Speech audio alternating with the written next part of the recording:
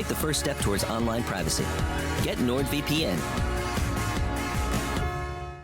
Hi, this is an extract of a much longer video. If you want to watch the whole video, you can find it on ODYSEE, bit.ly/CryptoRichOdyssey. It will also show up on 3Speak and on Rumble, bit.ly/CryptoRichOdyssey, or bit.ly/CryptoRich3Speak, or bit.ly/CryptoRichRumble. Hi everybody, this is Crypto Rich, and before Alex and I continue, please subscribe, follow me on Twitter, CryptoRichYT, join my official Telegram announcements channel. And if you're watching this on YouTube, please come over to 3Speak, Crypto Rich 3Speak, Crypto Rich Odyssey, and Crypto Rich Rumble, bit.ly in front of all of them. Okay, Alex, here we are, Friday evening, Friday the 12th of January, and there is a march to war. Now, before we get into that subject, I want people to know about who you are, what you do, and what you offer, because you're a former hedge fund thing. Have I got that correct? I'm a thing? A hedge fund thing, something to do with finance. I'm a former hedge fund manager, and I produce a daily market newsletter covering about 200 financial and commodities markets with a trend following newsletter. So, yes. Anybody who can use that kind of thing, they can find me on iSystem Trend Following, isystem-tf.com. And I always offer 1 month free test drive. So for people who sign up just to get a sense of what it is, they can sign up for it 1 month for free. No, no catches, no strings attached of any sort. Yes, very good, very good. And then I know I don't trade, right? But I know the trend is your friend for traders, and you've always had like really, really large amounts of money, silly amounts of money. That's what you've managed. And the other thing that I think supports your trend analysis, and I'll have all the links in the description below, and his Twitter account, which is very, very funny, is your attention to global politics and macroeconomics and what's going on at a global scale, because that does affect commodities. It does affect financial trends. Yes. So worth signing up for, at least trying out for a free 1 month trial. And I want to give a shout out to Chris Coverdale. Let me just share my screen. So this is probity.org, and I've had Chris on my channel a few times, and he's an anti-war campaigner.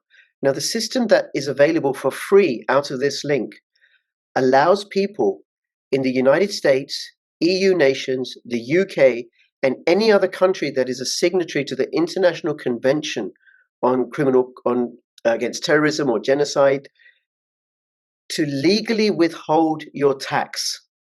Legally, lawfully withhold your tax, so that our money that we pay to our governments isn't used to fund the killing of children and women and men, that instead our governments start lobbying for peace. And it also works so that we deprive them of the funds to put in place the Great Reset. And hopefully, Alex, in a few weeks' time, you, me, and Chris will be getting together to record a video, provided, depending upon availability, so that we can find out more about this. So please do subscribe and share this video and check out this free website. Yeah, that's free. That's brilliant. I think that's a really worthy initiative. Yes, because Tax Revolt has a noble heritage. Yes. Okay, so we are recording this on Friday evening, 12th of January. That's the third time I've said that. And it's just I saw a tweet, I'm just going to mention this, that Gonzalo Lira has died in custody, a casualty of the conflict between Russia and Ukraine. Well, casualty of a conflict between the West and Russia, really, with Ukrainians paying the price. So yes, I think it's. I also found out on Twitter, and I really felt gutted about it. Gonzalo Lira was a friend, and so rest in peace, Gonzalo, and condolences to his friends and family members. Absolutely. And the thing that struck me about this when we were talking about this before we recorded is you and I never met Gonzalo Lira, or I never did, right? I never met him in person. I don't think you did, right? No, only online, yeah. Yeah, but we knew of his work and what he stood for. What's it like for the families in Ukraine, in Russia, in Israel, in Gaza, and now Yemen, who are losing their brothers and their sisters and their children and their mothers and their fathers and their uncles and their aunties. And the stories I've seen of people in Gaza, entire families wiped out, and just a child left without any family whatsoever, or a father left with all his family wiped out. So that's the tragedy of war. So please, probityco.org. All right, Alex, take it away. What do you want to say? Let's remember in 2018 or 19, when was it? Zelensky was swept into power. Why? Because he was promising peace. Mm-hmm. He was promising peace and reconciliation with Russia. He was promising how do you call it?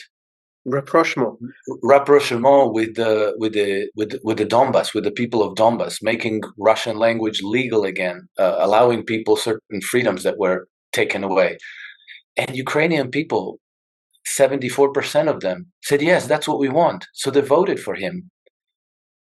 And what happened is that practically from the day Joe Biden came into the White House, Zelensky suddenly changed his tack.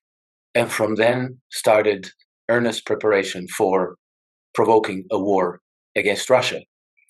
And so all these Ukrainian people who wanted to make peace with Russia, who wanted to have, constructive cooperation and trade and, mutual prosperity with their neighbor, suddenly felt their country under attack. And, then what do?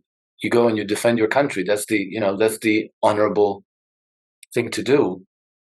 Well, at the same time, this war emergency provides the smokescreen for the governing powers to crack down on opposition, on dissent. We saw Zelensky outlaw 11 opposition parties, create a media monopoly so that, dissenting opposition publications could no longer work. Scores of people thrown into prison, some people killed.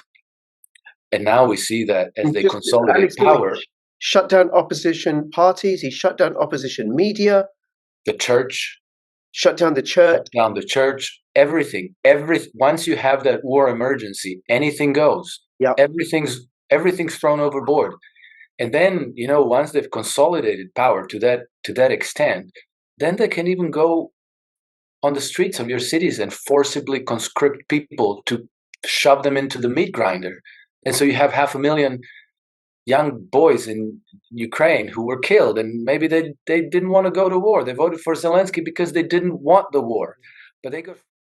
And I guarantee you that every act of courage draws more acts of courage. Absolutely. It inspires people. So we should not be too hesitant. We shouldn't be too intimidated. And I think because our children's future is at stake, we shouldn't prevaricate too much. This is the point in history where that's going to be in history books. And I think that everybody has to think about what their role was. Were you the good German? Or did you stand up and say, no, I will not have this nonsense. I will not fight a war for the oligarchy and for the empire against people who are just like me, that I have more in common. I have more in common with an ordinary Chinese person and an ordinary Russian than I have with Tony Blair or Douglas Murray or Sam Harris or Jeffrey Epstein and his clients. Yeah. Why should I fight for them against ordinary Russians? I look forward to a future when I'd be able to sell my services to the ordinary Russians and buy some of their stuff. Yeah. With the prosperity that we can build. And so I think it matters a great deal. And when the dust settles,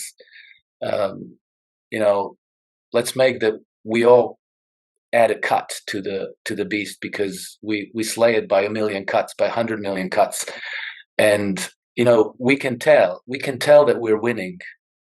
It's not over, but we are winning. And then it's important for everybody to remember our good friend Tom Luongo's maxim: be ungovernable, do something. And that might mean supporting local one of these freedom-loving parties, a party that promotes peace. It might mean taking action, building local networks. It might, of course, sharing this video and other videos like this, finding out information, and an invitation to legally withhold your tax. as a protest against the Great Reset, against the climate change agenda, and against war, against the killing of... So that we are not funding the wars, so that we're not funding their propaganda, so that we're not funding their control matrix, because that's what our taxes do. They fund the control matrix and propaganda that they then unleash on us. And so I think that withholding taxes is perfectly legitimate means of resistance. Yes, tried and tested. Alex, thank you so much. I'll have your links in the description below. Also, propertycode.org if you want to find out more about it. Please share this video, comment, like, all that business. And between now and when I see you next, please keep filling your pockets with freedom. This is Freedom Alex, Freedom Loving Alex, and Freedom Loving Rich signing out. All the best. Bye-bye. Pleasure. Always a pleasure.